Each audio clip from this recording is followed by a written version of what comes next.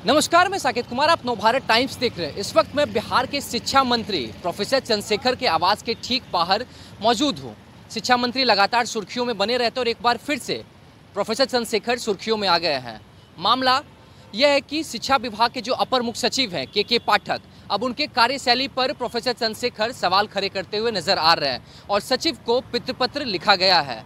लगातार के पाठक भी सुर्खियों में रहते हैं, लेकिन इस वक्त शिक्षा विभाग के जो के पाठक है अपर मुख्य सचिव, अब उनके खिलाफ शिक्षा मंत्री प्रोफेसर चंद्रशेखर ने ही पितृपत्र लिखा है और उनके कार्यशैली पर लगातार सवाल खड़े किए जा रहे हैं। भी के पाठक जब कार्यभार सौंपा गया था तो कई सारे उन्होंने नए फरमान जारी किए थे, जिसमें कहा गया था कि शिक्षक अगर अनुपस्थित रहेंगे तो उनके खिलाफ कार्रवाई की जाएगी और ऐसे अनेकों फरमान जारी के पाठक द्वारा किया गया था। लेकिन जिस तरीके से अब प्रोफेसर चंद्रशेखर की नाराजगी के पाठक के खिलाफ दिख रही है, ऐसे में माना जा सकता है कि दोनों में कहीं कुछ सही तरीके से बन नहीं पा रही है। बात करें तो कार्यपालिका की और विधायिका की, क्योंकि कई सारे नेताओं से भी बातचीत किए तो उस पर सवाल खड़े करते हुए नजर आ रहे हैं कि कार्यपालिका और विधायिका दोनों एक बराबर चलना चाहिए। लेकिन अब देखने वाली बात होगी कि आखिरकार यह मामला और कितना तूल पकड़ता है। हालांकि शिक्षा मंत्री प्रोफेसर चंद्रशेखर जो हैं लगातार वो सुर्खियों में रहते हैं,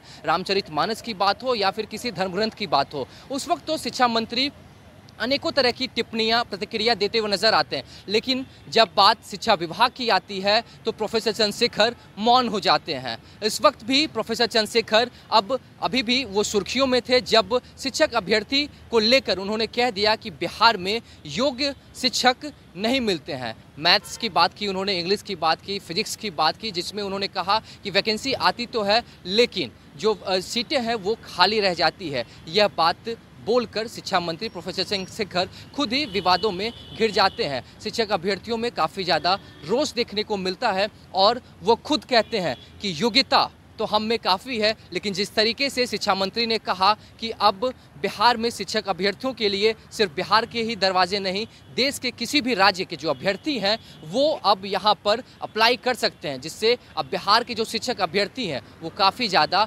गुस्से में हैं।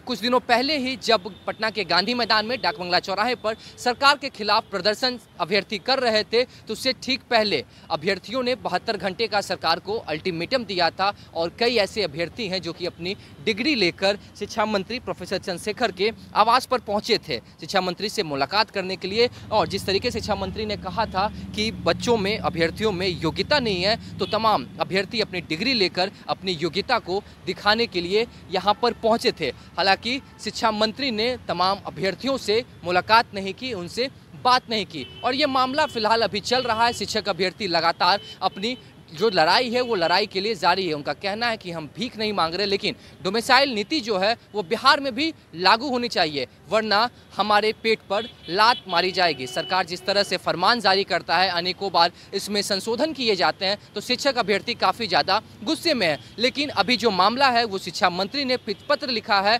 और शिक्षा विभाग के अपर मुख्य सचिव के पाठक पर जो है उनके कार्यशैली पर सवाल खड़े कर रहे हैं। अब देखने वाली बात होगी कि आखिरकार यह मामला और आगे कितना बढ़ता है और क्या के पाठक की तरफ से कोई प्रतिक्रिया आती है या नहीं। फिलहाल इस खबर में इतना ही। नवभारत टाइम्स के साथ बने रहें। पटना से साकेत कुमार।